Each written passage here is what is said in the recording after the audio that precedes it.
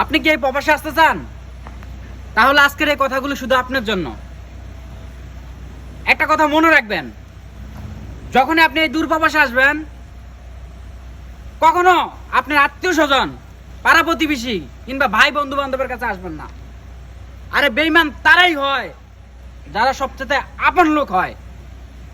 আপনি যখন এই দূর প্রবাসে আসবেন, আসার আগেই আপনাকে বলবে, অনেক বড় বড় কথা শোনাবে, আরে আয় আমরা তো আছি।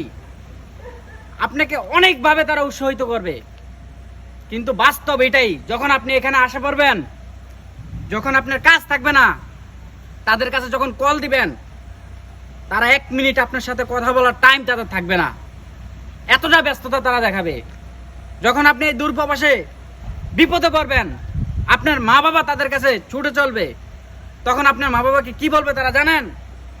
আরে আপনার ছেলে তো আমারও ভাই, কি কেন তো টেনশন করছেন, আমরা তো আছি, আমি দেখছি কি হয়। 2-4-10 দিন যাওয়ার পর দেখবেন তার মোবাইল ফোনটা পর্যন্ত বন্ধ করে দিয়েছে।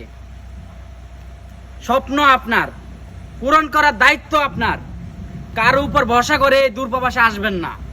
প্রবাসে আসুন, চেষ্টা করুন, কষ্ট করুন। আপনার স্বপ্ন আপনাকেই পূরণ করতে হবে, আপনার লক্ষ্য আপনাকেই পৌঁছতে হবে, কেউ সেটা পূরণ করে দিবে না।